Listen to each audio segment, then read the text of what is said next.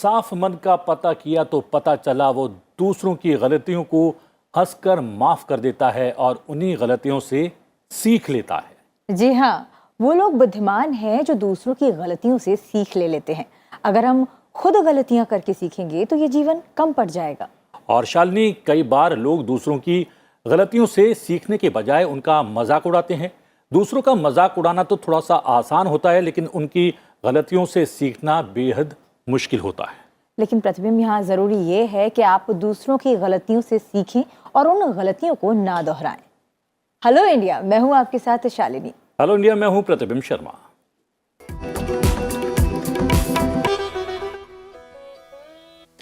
सबसे पहले जानते हैं कि हेलो इंडिया में आज क्या है खास।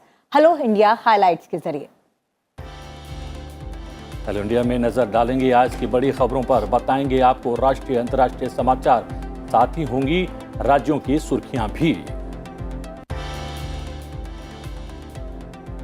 आज की गतिविधियों की भी करेंगे बात।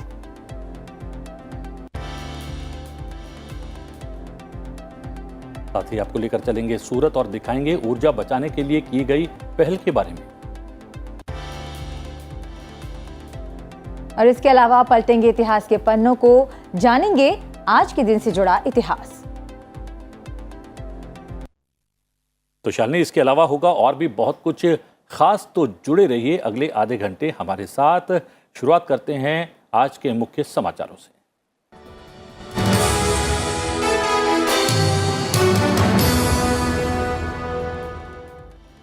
चुनाव आयोग ने गुरुवार को राष्ट्रपति चुनाव की तारीखों का ऐलान कर दिया। आयोग के मुताबिक देश के सर्वोच्च पद के लिए होने वाले चुनाव के लिए अधिसूचना 15 जून को जारी की जाएगी। नामांकन की आखिरी तारीख 29 जून तय की गई है। नामांकन पत्रों की जांच 30 जून को निर्धारित की गई है। उम्मीदवार अपना नामांकन 2 जुलाई तक वापस भी ले सकेंगे। वहीं राष्ट्रपति का चुनाव 18 जुलाई को होगा, जिसके नतीजे 3 दिन बाद यानी 21 जुलाई को घोषित किए जाएंगे।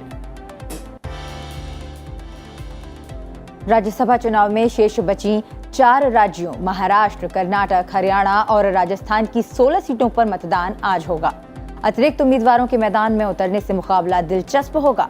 इनमें से 4 सीटों पर क्रॉस वोटिंग और विधायकों की खरीद फरोख्त पर चर्चाओं का बाजार गर्म है। राज्यसभा के लिए 15 राज्यों की 57 सीटों में से 41 पर उम्मीदवार पहले ही निर्विरोध निर्वाचित हो चुके हैं। प्रधानमंत्री नरेंद्र मोदी ने गुरुवार को दिल्ली के प्रगति मैदान में बायोटेक स्टार्टअप एक्सपो 2022 का उद्घाटन किया। इस दौरान प्रधानमंत्री मोदी ने कहा कि देश की बायोटेक अर्थव्यवस्था बीते 8 सालों में 8 गुना की तेजी से बढ़ी है और अब ये 10 अरब डॉलर से बढ़कर 80 अरब डॉलर का बाजार हो गया है। प्रधानमंत्री मोदी के मुताबिक इन 8 सालों में अलग अलग सेक्टर्स में कुछ 100 से बढ़कर 70,000 स्टार्टअप हो गए हैं। इनमें से बायोटेक स्टार्टअप की संख्या 5,000 है। Diverse population, diverse climate zones. दूसरा, भारत का टैलेंटेड ह्यूमन कैपिटल पूल। तीसरा, भारत में ईज ऑफ डूइंग बिजनेस के लिए बढ़ रहे प्रयास। चौथा, भारत में लगातार बढ़ रही बायो प्रोडक्ट्स की डिमांड। और पांचवा, भारत के बायोटेक सेक्टर यानी आपकी सफलताओं का ट्रैक रिकॉर्ड। प्रधानमंत्री नरेंद्र मोदी ने गुरुवार को अपने आवास पर नागालैंड की महिला छात्रों के एक प्रतिनिधिमंडल से मुलाकात की। एक भारत श्रेष्ठ भारत पहल के तहत प्रतिनिधिमंडल दिल्ली का दौरा कर रहा है। छात्रों ने प्रधानमंत्री से मुलाकात पर खुशी जाहिर की।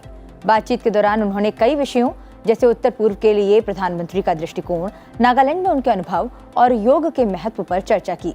इस दौरान प्रधानमंत्री ने छात्रों से दिल्ली में विभिन्न पर्यटन स्थलों की यात्रा और उनके अनुभव के बारे में बात की और उन्हें प्रधानमंत्री संग्रहालय और राष्ट्रीय युद्ध स्मारक देखने की भी सलाह दी। राष्ट्रपति रामनाथ कोविंद ने गुरुवार को जम्मू IIM के दीक्षांत समारोह को संबोधित किया। इस अवसर पर संबोधित करते हुए राष्ट्रपति ने कहा कि हमारे देश का भविष्य हमारी युवा आबादी की अच्छी शिक्षा पर निर्भर करता है। IIM जम्मू जैसे संस्थान हमारे युवाओं का पोषण कर रहे हैं। राष्ट्रपति ने संस्थान में एक डाइवर्सिटी सेल का भी उद्घाटन किया। इस अवसर पर केंद्र शासित प्रदेश जम्मू और कश्मीर के उपराज्यपाल मनोज सिन्हा भी मौजूद रहे। रक्षा मंत्री राजनाथ सिंह ने गुरुवार को वियतनाम को 12 तेज गति वाली तटरक्षक नौकाएं सौंपी। इन नौकाओं का निर्माण भारत द्वारा वियतनाम को दी गई $10 करोड़ की ऋण सहायता के तहत किया गया है। नीट PG 21 की खाली पड़ी सीटों पर उच्चतम न्यायालय आज फैसला सुनाएगा। उच्चतम न्यायालय ने मेडिकल PG स्तर की वर्ष 2021 की राष्ट्रीय पात्रता सह प्रवेश परीक्षा के मामले में विभिन्न मेडिकल कॉलेजेस में 1456 सीटें खाली रहने के बावजूद उन्हें भरने के लिए जरूरी प्रक्रिया नहीं अपनाने पर अभ्यर्थियों की ओर से दायर याचिका पर सुनवाई पूरी होने के बाद गुरुवार को अपना फैसला सुरक्षित रख लिया था। दक्षिण अफ्रीका ने दिल्ली में खेले गए T20 सीरीज के पहले मैच में भारत को 7 विकेट से हरा दिया। भारत ने पहले बैटिंग करते हुए 211 रन बनाए। इसके जवाब में अफ्रीकी टीम ने 19.1 ओवर में लक्ष्य हासिल कर लिया। अफ्रीकी खेमे के लिए डेविड मिलर ने तूफानी पारी खेली। ये मुकाबला टीम इंडिया के लिए बेहद खास था। उसके पास एक खास वर्ल्ड रिकॉर्ड कायम करने का मौका था, लेकिन भारतीय टीम इससे चूक गई। और अब नजर डालते हैं राज्यों से आ रही खबरों पर। दिल्ली पुलिस ने नफरत फैलाने और धार्मिक भावनाओं को आहत करने के आरोप में 2 FIR दर्ज की हैं। एक में भाजपा की पूर्व राष्ट्रीय प्रवक्ता नूपुर शर्मा को आरोपी बनाया गया है, जबकि दूसरी प्राथमिकी में ऑल इंडिया मजलिस से इत्तेहाद उल मुस्लिमीन के प्रमुख असदुद्दीन ओवैसी और विवादित पुजारी यति नरसिंहानंद समेत 31 लोगों को नामजद किया गया है। अधिकारियों ने गुरुवार को कहा कि सोशल मीडिया का विश्लेषण करने के बाद प्राथमिकियां दर्ज की गई हैं। भाजपा के राष्ट्रीय अध्यक्ष JP नड्डा आज गोरखपुर के दौरे पर हैं। नड्डा गोरखपुर में पार्टी के नवनिर्मित कार्यालय का उद्घाटन करेंगे। इसके साथ ही नड्डा मोदी सरकार की 8 वर्षों की उपलब्धियों को लेकर एक जनसभा को भी संबोधित करेंगे। इसके बाद JP नड्डा गोरखपुर की रानी डीहा पहुंचकर गरीब कल्याण सभा को भी संबोधित करेंगे। इस दौरान उत्तर प्रदेश के मुख्यमंत्री योगी आदित्यनाथ भी उनके साथ मौजूद रहेंगे। कर्नाटक से राज्यसभा की 4 सीट के लिए होने वाले चुनाव से एक दिन पहले जेडीएस नेता HD कुमारस्वामी ने गुरुवार को कांग्रेस से अपील की कि वो धर्मनिरपेक्ष ताकतों को मजबूत करने के लिए उसके उम्मीदवार का समर्थन करें। राज्य के पूर्व मुख्यमंत्री ने सिलसिलेवार कर कई ट्वीट में कहा कि भाजपा को हराने के लिए कांग्रेस को जनता दल सेक्युलर का समर्थन करना चाहिए, जिसके पास उसकी तुलना में अधिक मत हैं। मुंबई की एक विशेष अदालत ने महाराष्ट्र के मंत्री नवाब मलिक और पूर्व मंत्री अनिल देशमुख की जमानत अर्जियों को खारिज कर दिया है। दोनों ने होने वाले राज्यसभा चुनाव में मतदान के लिए एक दिन की जमानत का अनुरोध किया था। जम्मू कश्मीर में डोडा जिले के भद्रवाह में गुरुवार शाम को सांप्रदायिक तनाव फैलने के बाद एहतियातन कर्फ्यू लगा दिया गया और स्थिति पर नियंत्रण के लिए सेना को बुला लिया गया। एक मस्जिद में दिए गए कथित भड़काऊ भाषण के बाद इलाके में तनाव फैला। पुलिस ने कथित भड़काऊ भाषण को लेकर मामला दर्ज कर लिया है और लोगों को कानून हाथ में न लेने के खिलाफ चेतावनी दी है। पंजाबी सिंगर सिद्धू मूसेवाला की हत्या की जिम्मेदारी लेने वाले गैंगस्टर गोल्डी बरार के खिलाफ इंटरपोल ने रेड कॉर्नर नोटिस जारी किया है। CBI को सतिंदरजीत सिंह उर्फ गोल्डी बरार के खिलाफ रेड कॉर्नर जारी करने का अनुरोध पंजाब पुलिस से 30 मई 2022 को मिला था, जिसके लिए पंजाब पुलिस ने एक मेल भी भेजा था। असम के मुख्यमंत्री हिमंत बिस्व शर्मा ने अपना पहला मंत्रिमंडल विस्तार किया, जिसके तहत बीजेपी के 2 विधायकों जयंत मल्ला बरुआ और नंदिता गोरलोसा ने नए मंत्रियों के रूप में शपथ ली। राज्यपाल जगदीश मुखी ने उन्हें पद और गोपनीयता की शपथ दिलाई। दिल्ली की एक अदालत ने धन शोधन के मामले में दिल्ली के मंत्री सत्येंद्र जैन की प्रवर्तन निदेशालय की हिरासत को 4 दिन के लिए और बढ़ा दिया है। ईडी के आवेदन पर जैन की हिरासत 13 जून तक बढ़ा दी गई है।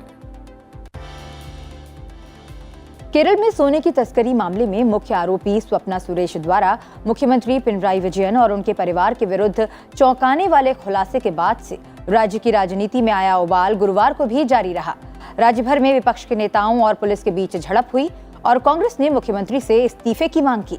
कांग्रेस का आरोप है कि विजयन पुलिस के दुरुपयोग और सत्ता का बेजा इस्तेमाल कर जांच से बचना चाहते हैं। कांग्रेस युवा मोर्चा और भारतीय जनता युवा मोर्चा के कार्यकर्ताओं ने कोझिकोड और कोट्टायम में जिलाधिकारी कार्यालयों तक जुलूस निकाला। धीरे धीरे मानसून अपने रंग में आता जा रहा है। पूर्वोत्तर के कई राज्यों में मूसलाधार बारिश की चेतावनी जारी की गई है। मौसम विज्ञान कार्यालय ने आज और कल अरुणाचल प्रदेश में और अगले 5 दिनों तक असम और मेघालय में मूसलाधार बारिश की चेतावनी दी है। हम बता दें कि महाराष्ट्र, गोवा, कर्नाटक, आंध्र प्रदेश और तमिलनाडु के कुछ हिस्सों में सक्रिय मानसून, वहीं असम में बारिश से जनजीवन अस्त व्यस्त पहले से ही चल रहा है। कई इलाकों में पानी जमा है, जबकि कुछ क्षेत्र लगातार बारिश के चलते भीषण बाढ़ की चपेट में आ गए हैं। गुवाहाटी के काहिलपारा, जटिया और हटिया गांव इलाके में बारिश और बाढ़ के पानी के जमा होने से लोग खासे परेशान हैं। और अब अंतर्राष्ट्रीय समाचार। भारत ने कहा है कि उसे उम्मीद है कि चीन अगले दौर की सैन्य वार्ता में पूर्वी लद्दाख में शेष मुद्दों के लिए पारस्परिक रूप से समाधान तक पहुंचने के लिए उसके साथ काम करेगा, क्योंकि दोनों पक्ष इस बात पर सहमत हैं कि मौजूदा स्थिति को लंबा करना किसी भी पक्ष के हित में नहीं है। विदेश मंत्रालय के प्रवक्ता अरिंदम बागची ने यह भी कहा कि भारत अपने सीमावर्ती क्षेत्रों के विकास की सावधानी पूर्वक निगरानी करता है, जिसमें पूर्वी लद्दाख में चीन द्वारा बुनियादी ढांचे के साथ ही गहराई वाले क्षेत्रों में भी निर्माण कार्य शामिल है।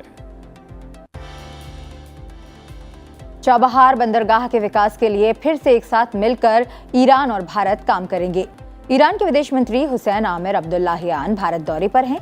इस दौरान विदेश मंत्री एस जयशंकर ने अपने ईरानी समकक्ष के साथ अफगानिस्तान, यूक्रेन और अन्य क्षेत्रीय और वैश्विक मुद्दों पर चर्चा की।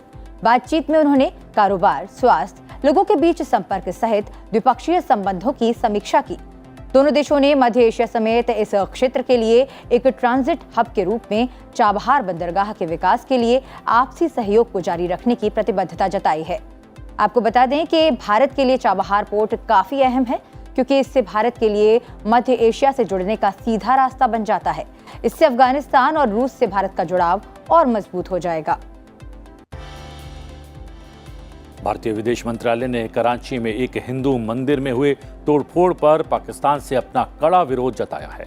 पाकिस्तान के सिंध प्रांत के कराची में एक हिंदू मंदिर पर कुछ लोगों ने हमला कर दिया, जहां एक भीड़ ने श्री मारी माता मंदिर, जिसमें हिंदू पुजारी का निवास भी है, पर हमला किया और साथ ही मंदिर में मूर्तियों के साथ तोड़फोड़ की। पाकिस्तान पुलिस की ओर से इस मामले में कोई भी गिरफ्तारी अभी तक नहीं की गई है। मंदिर में कुछ दिन पहले ही प्रतिमा की स्थापना की गई थी। विदेश मंत्रालय के प्रवक्ता अरिंदम बागची ने घटना का कड़ा विरोध करते हुए पड़ोसी देश से हिंदू अल्पसंख्यकों की सुरक्षा और अधिकारों को सुरक्षित रखने के लिए कहा है। श्रीलंका के राष्ट्रपति गोटबाया राजपक्षे ने द्वीपीय देश के अभूतपूर्व आर्थिक संकट के बीच भारत, चीन और पश्चिम एशिया के देशों के उच्चायुक्तों और राजदूतों से मुलाकात की और उनसे हर संभव सहायता मांगी। राष्ट्रपति ने इन देशों द्वारा श्रीलंका को पहले प्रदान की गई सहायता की भी सराहना की, जो 1948 में ब्रिटेन से अपनी स्वतंत्रता के बाद से अभूतपूर्व आर्थिक संकट से जूझ रहा है।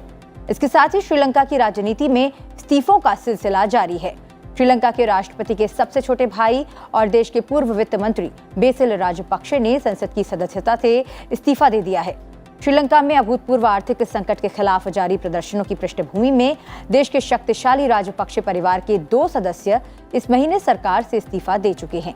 इससे पहले जनता के दबाव में राष्ट्रपति गोटबाया राजपक्षे के बड़े भाई महिंदा राजपक्षे ने पिछले महीने प्रधानमंत्री पद से इस्तीफा दे दिया था।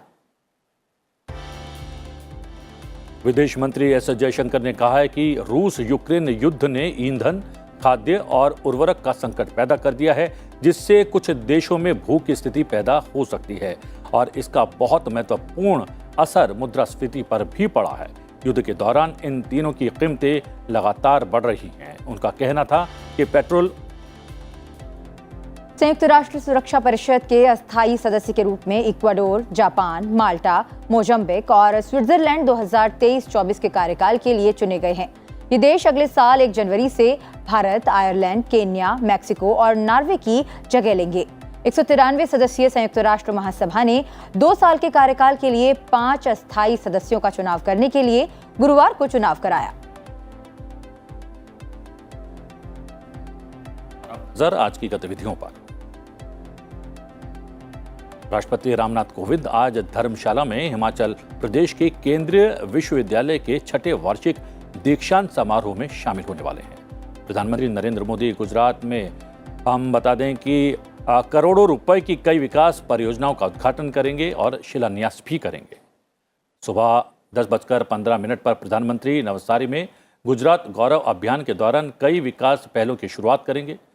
दोपहर 12:15 बजे के करीब पीएम नवसारी में नाइक हेल्थ केयर कॉम्प्लेक्स और निराली मल्टी स्पेशलिटी अस्पताल का भी उद्घाटन करेंगे। करीब 3:45 बजे वो अहमदाबाद के बोपल में भारतीय राष्ट्रीय अंतरिक्ष संवर्धन और प्राधिकरण केंद्र के मुख्यालय का शुभारंभ करेंगे। हम बता दें, आज राज्यसभा की पटल पर रखे गए कागजात संबंधी समिति और लोकसभा की अनुसूचित जाति एवं जनजाति कल्याण समिति की बैठक सुबह 11 बजे संसद भवन परिसर में आयोजित की जाने वाली है। राज्यसभा की अधीनस्थ विधान समिति की बैठक दोपहर 2:30 बजे होने वाली है। प्रतिबिंब, ये तो आपने बात की गतिविधियों की, लेकिन अब मैं आपसे एक सवाल पूछना चाहती हूँ। क्या आपने कभी प्रकृति को नाचते हुए देखा है? क्या आपने कभी फूलों को मुस्कुराते हुए देखा है? और यदि ऐसा नहीं देखा है तो अब हम कुछ ऐसा ही दिखाने वाले हैं। जी हाँ, हम बता दें कि प्रकृति की खूबसूरती मन को मोह लेती है और जब हम सुबह सुबह अपने दिन की शुरुआत प्रकृति के सुंदर नज़ारों के साथ करते हैं तो इससे बेहतर कुछ हो ही नहीं सकता।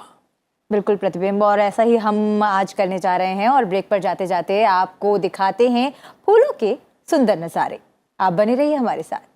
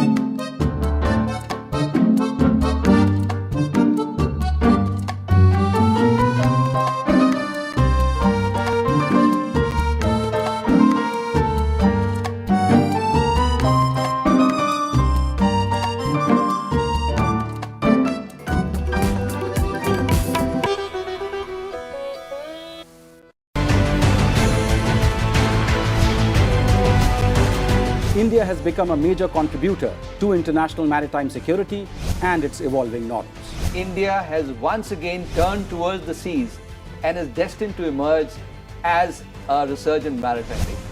Why is the Indo-Pacific maritime space so important? This has happened partly because of the rise of China.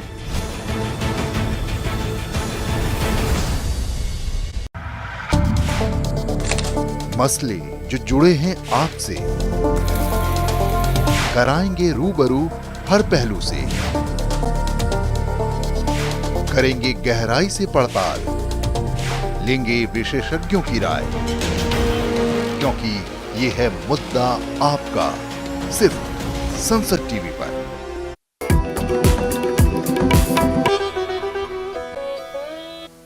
Break के बाद एक बार फिर आपका स्वागत है हेलो इंडिया में। प्रतिबिंब, अब समय है इतिहास के पन्नों को पलटने जी का। हाँ, पलटते हैं इतिहास के पन्नों को और जानते हैं कि 10 जून के दिन से जुड़ा इतिहास क्या कुछ कहता है। 10 जून वर्ष 1888 को पंजाब के गुजरांवाला जिले में बलराज भल्ला का जन्म प्रसिद्ध शिक्षा शास्त्री महात्मा हंसराज के घर हुआ। भारत को आजादी दिलाने वाले असंख्य स्वतंत्रता सेनानियों में से बलराज भल्ला एक थे। साहसी व्यक्तित्व वाले बलराज भल्ला छोटी उम्र में ही क्रांतिकारी आंदोलनों में सम्मिलित होकर स्वतंत्रता के संघर्ष से जुड़ गए। वॉयसरॉय की गाड़ी पर बम फेंकने के अभियोग में वर्ष 1919 में बलराज भल्ला को 3 वर्ष की सजा हुई। दूसरे लाहौर षड्यंत्र केस में भी उन पर मुकदमा चला था और कठोर कारावास की सजा दी गई। बलराज भल्ला भारत के प्रसिद्ध क्रांतिकारी लाला लाजपत राय के अनुयायी थे। इतिहास के बाद बात करते हैं एक अच्छी पहल की। प्रतिबिंब, ऊर्जा के सीमित संसाधनों को देखते हुए देश के कई शहरों में न सिर्फ बड़े संस्थानों बल्कि घरों में भी लोग सोलर पैनल लगा रहे हैं। कुछ ऐसा ही प्रयास किया है सूरत नगर निगम ने। इस निगम ने सरकारी विभागों के 60 कार्यालयों में सौर पैनल लगाए हैं। और सबसे अच्छी बात यह है शालिनी कि निगम की इस पहल से न सिर्फ सरकारी दफ्तरों के लिए बिजली की आपूर्ति हो रही है बल्कि करोड़ों रुपए की लगातार बचत भी हो रही है। इसके अलावा अक्षय ऊर्जा के क्षेत्र में निगम ने कुछ परियोजनाओं की शुरुआत भी की है। देख लेते हैं इस पर एक खास रिपोर्ट। बिल्कुल। इन तस्वीरों को देखिए, जहां तक आपकी नजर जाएगी आपको सरकारी दफ्तरों की छतों पर लगे ये सोलर पैनल दिखेंगे। ये नजारा है सूरत नगर निगम का। सूरत नगर निगम ने अपनी ऊर्जा जरूरतों को पूरा करने के लिए एक बड़ी कामयाबी हासिल की है। निगम की कोशिशों की बदौलत यहाँ के सभी सरकारी विभागों के 60 कार्यालयों में सौर पैनल लगाए गए हैं, जिससे यहाँ के सरकारी दफ्तरों के लिए बिजली पैदा की जा रही है, जिसकी बदौलत निगम ने 65 करोड़ रुपए तक की बचत की है। आपको बता दें कि पहले सूरत नगर निगम की सरकारी दफ्तरों में बिजली का सालाना खर्च करीब 200 करोड़ रुपए था, जो अब घटकर 50% से भी कम रह गया है। लगभग अगर आप देखें तो 65 करोड़ से ज़्यादा हमको बचत होता है, हमको सेविंग होता है। निगम बिजली की लागत कम करने के लिए कड़ी मेहनत कर रहा है। सौर ऊर्जा पैनलों के जरिए सूरत नगर निगम ने न सिर्फ बिजली की बचत की है बल्कि सरकारी दफ्तरों में ऊर्जा जरूरतों की भरपूर सप्लाई करके कार्यक्षमता में भी बढ़ोतरी की है। अक्षय ऊर्जा के क्षेत्र में निगम ने कई नवीकरणीय ऊर्जा परियोजनाएं भी शुरू की हैं। इसमें स्विच पंपिंग स्टेशन पर सौर पैनल लगाए गए हैं और पवन ऊर्जा के क्षेत्र में भी बड़ी सफलता हासिल की है। रांदेर, वराछा, ऊधना और उमरा नॉर्थ सीवेज पंपिंग स्टेशन नगर निगम के सबसे बड़े बिजली उत्पादन स्टेशन हैं। नगर निगम की 36% से अधिक ऊर्जा जरूरतों की भरपाई अब अक्षय ऊर्जा से की जा रही है। सूरत म्युनिसिपल कॉरपोरेशन के द्वारा जो रिन्यूएबल सोर्सेस ऑफ एनर्जी है उसको बढ़ावा दिया गया है। रिन्यूएबल सोर्सेस ऑफ एनर्जी से लगभग 36% से ज़्यादा एनर्जी रिक्वायरमेंट एसएमसी का हम लोग रिन्यूएबल सोर्सेस ऑफ एनर्जी में से लेते हैं। सौर ऊर्जा हमारी ऊर्जा जरूरतों को पूरा करने का सबसे बेहतर और किफायती जरिया है। देश में सौर ऊर्जा के माध्यम से ऊर्जा के मोर्चे पर एक नई क्रांति की आधारशिला रखने के ठोस प्रयास आकार लेने लगे हैं। भारत में सौर ऊर्जा का इस्तेमाल बढ़ाया जा रहा है।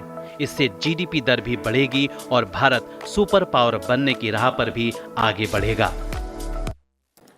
जी हाँ शालिनी, सौर ऊर्जा के अलावा अलग अलग क्षेत्रों में क्लीन एनर्जी का इस्तेमाल भारत में काफ़ी बढ़ गया है पिछले कुछ वर्षों में, लेकिन हम जहाँ पर हैं वहाँ पर रहकर भी ऊर्जा की बचत कर सकते हैं। ये देखकर कि कहीं ज़्यादा बिजली तो खर्च नहीं हो रही है, कहीं बेवजह से कोई लाइट, पंखा, कूलर तो नहीं चल रहा है। बिल्कुल प्रतिबिंब, यहाँ पर ये ज़रूरी है कि एक एक व्यक्ति इस बात की जानकारी तो रखे और साथ ही साथ ये ध्यान रखे कि जब कमरे में से निकल के दूसरे कमरे में जा रहे हैं तो उस कमरे की लाइट ऑफ कर दे। और सबसे बड़ी बात ये है कि हमें ये चीज़ें सिस्टम में लानी होगी और अपने बच्चों को भी समझानी होगी। बिल्कुल प्रतिबिंब। और आप लगातार हमारा ये कार्यक्रम हेलो इंडिया टीवी पर तो देखते ही हैं, इसके अलावा आप सोशल मीडिया के अलग अलग प्लेटफॉर्म का इस्तेमाल करके भी, यानी कि यूट्यूब के माध्यम से, भी इस कार्यक्रम को लगातार देख सकते हैं, फॉलो कर सकते हैं। साथ ही संसद टीवी के कू, ट्विटर और इंस्टा पर भी ये उपलब्ध है। बिल्कुल प्रतिबिंब, और यहाँ हम अपने दर्शकों से ये अपील ज़रूर करना चाहेंगे कि आप सभी सोशल मीडिया प्लेटफॉर्म पर संसद टीवी को ज़रूर फॉलो करें और हेलो इंडिया को लेकर अपनी प्रतिक्रियाएं आप उस पर दे सकते हैं।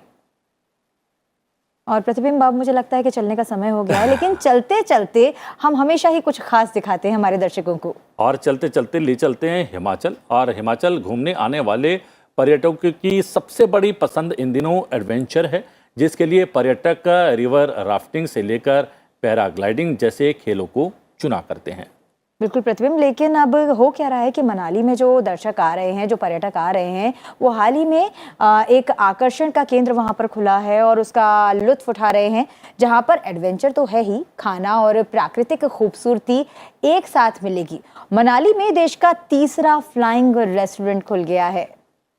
जी हाँ, हम ये भी बता दें कि मनाली पहुंचने वाले पर्यटकों की अब ये पहली पसंद बन गया है। चलते चलते आपको भी सैर करवाते हैं इस रेस्टोरेंट की। हमें दीजिए इजाजत, आप देखते रहिए संसद टीवी। नमस्कार। नमस्कार।